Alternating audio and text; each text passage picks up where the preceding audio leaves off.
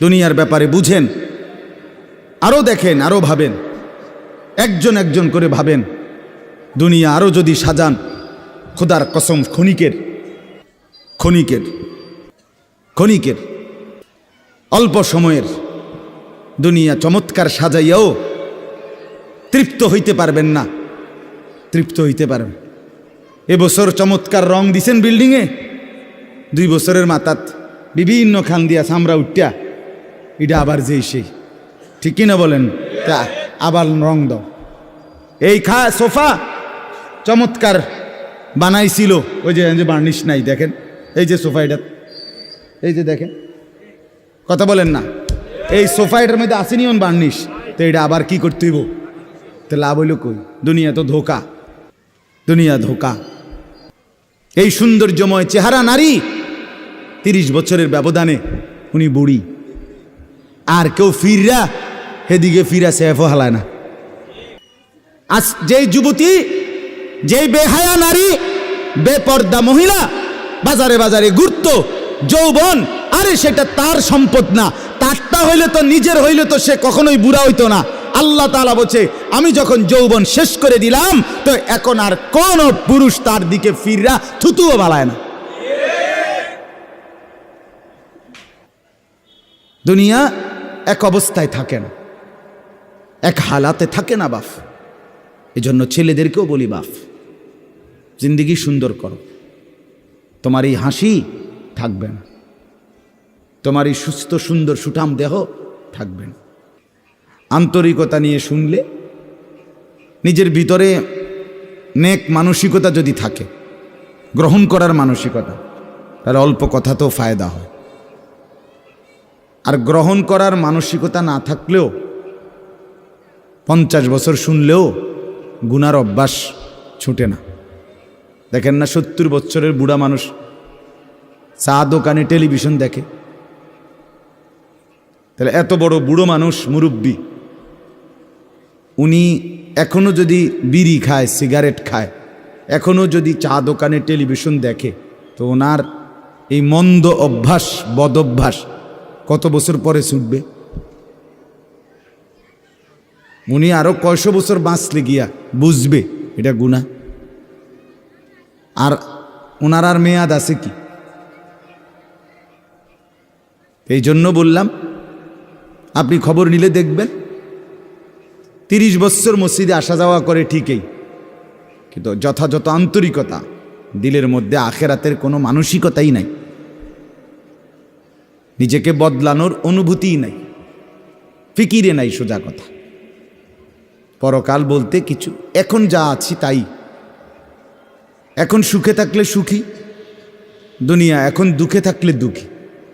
জিফুদ যদি ঠিকমতো খানা খাদ্য খাওয়ায় খুশি, ঠিকমতো খানা খাদ্য নাই দুঃখী।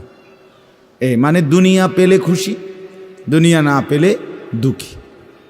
লাভ লোকসান, আয় ব্যয়, হিসাব কিতাব, সুখ আনন্দ, দুঃখ বেদনা, হাসি কান্না, আবেগ অনুভূতি, সবটাই শুধুই দুনিয়াকে কেন্দ্র। এখানে কি পেলাম? এখন কি পেলাম? এখন কি পেলাম? ইনহিয়া ইল্লা হায়াতুনা দুনিয়া নামুতু ওয়া নাহইয়া। আল্লাহ তাআলা বলেন, নাফরমান আর পাপীদের জীবন কেমন হয়? কোরআনে আল্লাহ বলছেন, তাদের অবস্থা হয় এমন যে তারা বলে জীবন কেবলই দুনিয়ারটা, আর কোথাও জীবন নেই, আর কিছু নাই। নামুতু ওয়া নাহইয়া, এখানেই মরব, এখানেই বাঁচব। ওমা নাহনু বিমাবউসিন। আল্লাহ বলেন, নাফরমানদের দিলের মধ্যে এই বিশ্বাস যে আমাদেরকে পুনরায় কোথাও উঠানো হবে না। আল্লাহ যে বলছেন হাসরের ময়দানে তোমাদেরকে উঠানো হবে, সুম্মা ইন্নাকুম ইয়াউমাল কিয়ামাতি তুবআসুন। আল্লাহ তাআলা বলেন, তোমাদের প্রত্যেককে কিয়ামতের দিন হাসরের মাঠে তোলা হবে। আল্লাহ বলেন, বেঈমানের দিলে এটা থাকে না। তার কথা হলো, প্রাপ্তি অপ্রাপ্তি, লাভ লোকসান, ভালো মন্দ, হাসি আনন্দ, দুনিয়া। ছেলে বিদেশ থেকে টাকা পাঠাইতেছে, খুশি। ছেলে বিদেশ থেকে টাকা টুকা ঠিকমতো দেয় না বা কামাই রোজগারি কম, জিজ্ঞাসা করবেন কেমন আছেন, কি এর বালা, আমরা আর বালা কি এর, হ্যাঁ কি সমস্যা কি তা চাচা, এ ফোলাগারে কত ঋণ ফিন কইরা সুদে টাকা নিয়া কিস্তিতে টাকা লইয়া বিদেশ পাঠাইছি, তেয়ন টাকা পয়সা পাঠায় না, আর বালা কি এর। তাহলে উনি দুঃখী কেন, টাকা নাই, আবার টাকা পাঠাইতেছে মাশাআল্লাহ, পান খাওয়ার স্টাইলই আলাদা, চা খানার ঢঙই আলাদা, কথাবার্তার স্টাইলই ভিন্ন। কেমন আছেন, আসি আল্লাহর রহমতে, আপনাকে দোয়ায় 10 জনের দোয়ায় আল্লাহ ভালোই রাখছে। কেমনে ভালো, এতে আল্লাহর রহমতে টাকা পাঠায়, আমরা তার মা আমি আমরা মিল্লা খাইয়া পইরা ভালো আছি। তাহলে ভালো থাকে দুনিয়া, ভালো থাকলে ভালো নাই দুনিয়া, ভালো না থাকলে তো আখেরাত, কবর, মৃত্যু পরবর্তী জিন্দিগি, সের জন্য কি ব্যাপার, তার জন্য কোনো আলোচনা লাগবে না, এর জন্য কোনো কথা নাই। তাইলে কারো মধ্যে এই আলোচনা নেই, স্বামী স্ত্রী পরস্পরের আলোচনা, এই ঘর সংসার বাজার, খাট ফার্নিচার পালং সোফা, হ্যাঁ আসবাবপত্র গহনা অলংকার, এই নিয়েই পেরেশান, এই নিয়ে জিন্দিগি এর মধ্যেই আবদ্ধ। তো আখেরাত তাহলে কার জন্য, পরকাল কার জন্য? আমরা মুসলমান, আমরাই যদি পরকাল না চিনি না বুঝি, আমাদের উচ্চারণে আমাদের অনুভূতিতে আমাদের আচরণে আমাদের কথাবার্তা উঠা বসার মধ্যেই যদি পরকালের কোনো নমুনা দেখা না যায়, তো হিন্দু বৌদ্ধদের মধ্যেই দেখা যাবে। কথা উত্তর দেন। কবর হাসর আখেরাতের চিহ্ন ভেসে ওঠার কথা চালচলনে মুসলমানদের মধ্যে না কাফেরদের মধ্যে? মুসলমানদের মধ্যে। কথা তো ছিলই। আল্লাহর প্রিয় বান্দারা, অসংখ্য আল্লাহর নেক বান্দাদের জীবনে আছে, রাত্রিতে ঘুমাইতেন না। জিজ্ঞেস করতে কেন ঘুমান না, বলছে জাহান্নামের ভয় ঘুমাতে দেয় না, কবরের ভয় ঘুমাইতে দেয় না। হজরত আবু বকর সিদ্দিক রাদিয়াল্লাহু তাআলা আনহুর মতো সাহাবী আফসুস করে বলতেন, হায় আমি যদি একটা গাছের পাতা হতাম, আমাকে যদি একটা চতুষ্পদ জন্তু গরু কিংবা ছাগল সেই পাতাটা যদি খেয়ে ফেলত, অর্থাৎ আমি যদি মানুষ না হতাম। অথচ কি পরিমাণ আমলের অধিকারী ছিল।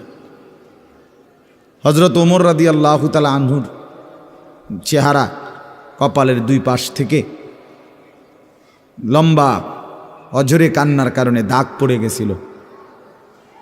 হজরত ওমর রাদিয়াল্লাহু তাআলা আনহুর ইন্তেকালের মুহূর্তে হজরত আব্দুল্লাহ ইবনে আব্বাস সাহাবী তিনি বলছিলেন, আপনাকে আল্লাহ তাআলা অনেক মর্যাদা দিয়েছেন, আপনি 10.5 বছর মুসলমানদের খলিফা ছিলেন, আপনার মাধ্যমে আল্লাহ তাআলা দিক দিগন্ত মুসলমানদের বিজয় দান করছেন।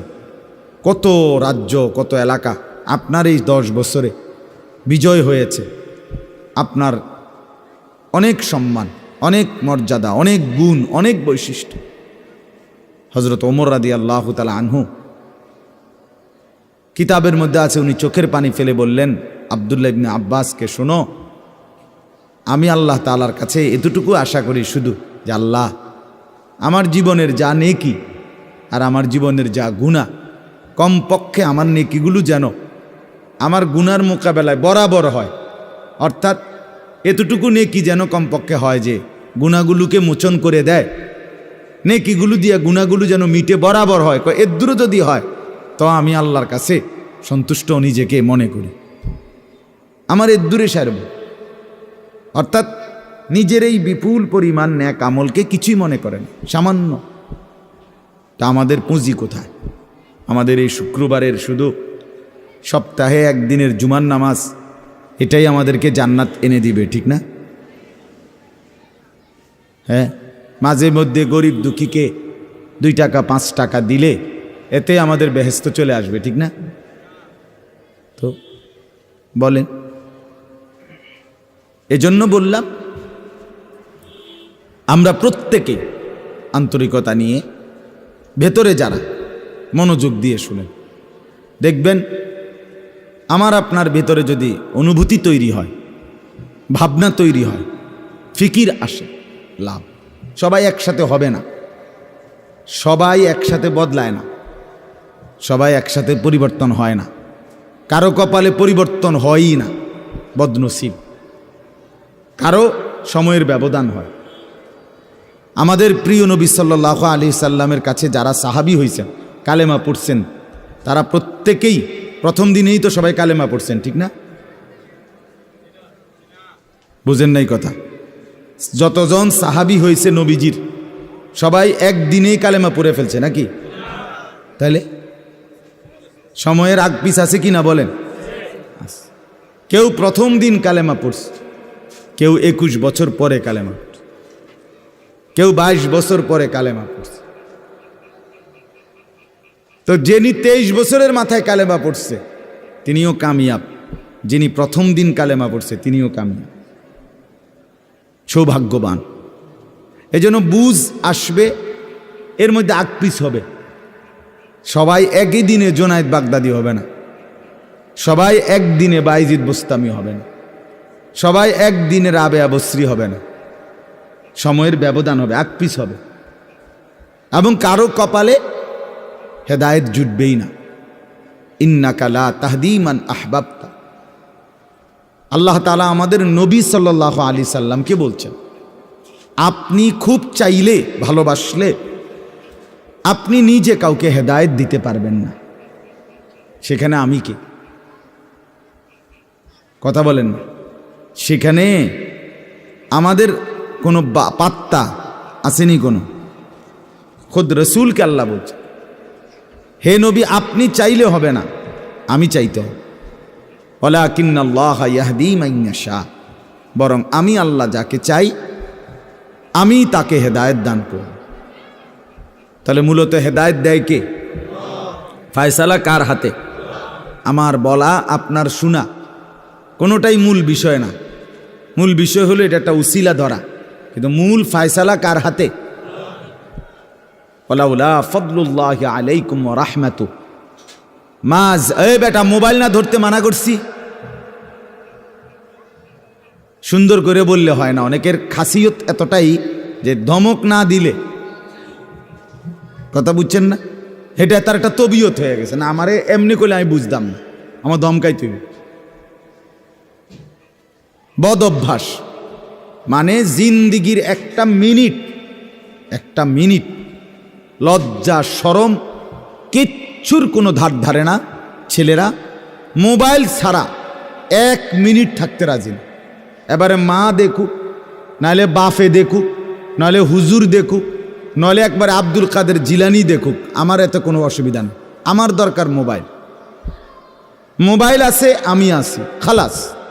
আমার জিন্দিগির এবার ইজ্জত থাক বা না থাক, আমার চরিত্র থাকুক বা না থাকুক, আমার আল্লাহ খোদা আখেরাত পরকাল কিচ্ছু না থাকুক, আমার মোবাইল আছে, খালাস, আমার জিন্দিগি সার্থক। এই হলো জিন্দিগি, মানে জীবনটাই মোবাইল, মোবাইলটাই জীবন। বেঁচে আছে মোবাইল টিপবার জন্য, মোবাইল বানানো হয়েছে তার কাছে পৌঁছবার জন্য। আজ ছেলেদের হালাত মানে বেঁচেই আছে এটার জন্য, বেঁচেই আছে। জিন্দিগিটাই এটার সাথে সম্পৃক্ত, জীবনটাই এটার সাথে। পৃথিবীতে কোনো যুগে, মনে রাখবেন এই পৃথিবীর ইতিহাস এটা, পৃথিবীতে কোনো যুগে একসাথে সম্মিলিতভাবে যুব সমাজ এত বেশি গাফেল, অকর্মণ্য, অপদার্থ কোনো যুগে হয় নাই একসাথে। এখন যেটা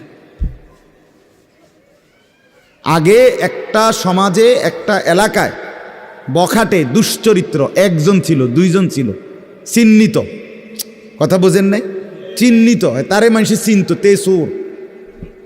গ্রামে চুক্তি হয়তো একজন, তে একটু খারাপ, তার লগে মিশ্র না। কিন্তু এখন ভদ্রঘরের ছেলে, স্বাভাবিক ঘর থেকে বের হইছে মুসলমানের ছেলে, দিনের পর দিন, রাতের পর রাত এক ওয়াক্ত নামাজ পড়ে না।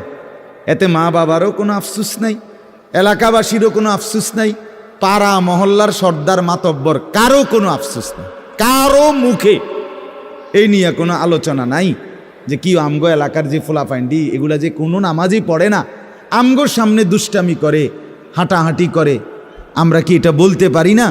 এই অনুভূতিটুকু পর্যন্ত লোপ পাইছে। এত দুর্ভাগ্য মুসলমানের ইতিহাসে আর কখনো হয় না। বেনামাজি আগেও ছিল, কথা বোঝেন নাই, বেনামাজি আগেও ছিল, এতটা গাফেল আগে ছিল, মা বাপ এত অসচেতন আগে ছিল। আমার মনে আছে আমরা প্রাইমারি স্কুলে হিন্দু স্যার জমের মতো ভয় পাইতাম, হিন্দু মাস্টার, কিন্তু ভীষণ ভয় করতাম। স্যারে দেখলে মাইরা লেবে, এতটা ছিল একটা সময়। কত আজ থেকে 500 বছর আগে, ঠিক না? আমার বয়স ধরেন 500 বছর, আমি আদি যুগের মানুষ, এরম নি তো। আমার বয়স 42 বছর রানিং, শুরু হয়েছে 41 শেষ হয়েছে, তাহলে 30 বছর আগের কথা। আমার পড়ালেখার প্রাইমারি ছোটবেলার জীবন 30 বছর আগের কথা না, 30 বছর আগে। তাহলে এই জন্য বললাম জিন্দিগিটা মোবাইলটার উপরে তুলে দিস, হাসি কান্না আনন্দ বেদনা, হাসলে কাশলে, পেশাব পায়খানা টয়লেট বাথরুম, হোটেল রেস্তোরাঁ পার্ক, যেখানে যখন যাবে 24 ঘন্টার মেইন কাজ আগে একটা ছবি উঠানো, আগে ছবি উঠাও, এরপরে বাকি কাজ। আমি সেদিন ওই ফেরির মধ্যে উঠছি, বুঝছেন, ফেরি পার হমু আর কি, আমার গাড়ি উঠছে, আমিও উঠছি, তো দেখলাম যে মোটরসাইকেল দিয়ে এক ছেলে ফেরিতে, মোটরসাইকেলটা নিয়ে উঠছে ফেরিতে, ওইটা মাত্র এক পাশে এটারে ব্রেক করে থুইয়া মানে 1 মিনিট দেরি হয়েছে না, আগে এটার পাশে দাঁড়াইয়া একটা ছবি উঠাইছে, আগে উঠাইয়া চুলটুল ঠিক করে ছবিটা 2-3টা পোস্টে উঠাইয়া এরপরে হেঁটে চারিদিকে চাইছে যে আগে মানুষ আসেনি আরও না, আমি শুধু ফেরি। মানে তার প্রথম দায়িত্ব কি উঠানো, ছবি উঠা। তাহলে কি পরিমাণ ছাগল মানুষের বাচ্চা পরিণত হইছে বুঝতেছেন? তুমি মোটরসাইকেলের লগে খাড়াইয়া ফেরির মধ্যে ছবি উঠাইয়া ফেসবুকে দিলা, তোমার এটা কোন ছাগলে দেখবো? এটার মধ্যে দেখার কি আছে? মোটরসাইকেল কি বাপ দাদা 14 গোষ্ঠী কেউ চালাইছে না? কথা বলেন না কেন? তো তুমি এটা কিতা দিয়ে আইলা, কি দেখুন কি আছে এটা? মোটরসাইকেলে কি আশ্চর্য আর তুমি কি আশ্চর্য? কথা বলে এমন যদি হইতো যে আমি চাঁদের দেশে গিয়ে মাত্র মোটরসাইকেলটা থুইয়া এখন চাঁদের দেশের থেকে একটা কি দিছি, মাশাআল্লাহ ভালো কথা, তো বেড়া চাঁদের দেশে মোটরসাইকেল চালায়, এটা একটা বিশেষ কিছু হইতে পারে। কিন্তু এনতে রোডেতে চালাইয়া গিয়া ফেরিত উঠছে, এটার মধ্যে আশ্চর্যের কি আছে? মানে রুচির দুর্ভিক্ষ, রুচিহীনতা, মন মানসিকতা একদম নিচে নেমে গেছে, একদম অনুভূতি বিবেক লোপ পেয়ে গেছে, লোপ পেয়ে মা বোনদের বেহায়াপনা চূড়ান্ত সীমায় নেমে গেছে। মহিলারা পুরুষ সামনে দোনো পাশে ডানে বামে হাঁটতে উঠতে লড়তে দৌড়তে কোনো লজ্জাবোধ করে না। কি বেড়ার গাত লাগে না, বেডুইতের গাত লাগে না, অটোর গাত লাগে না, সিএনজির গাত, এত সময় নাই। বুড়ি ব্যস্ত, বাজার মার্কেটিং দোকান কেনাকাটা, আফসুসের ব্যাপার।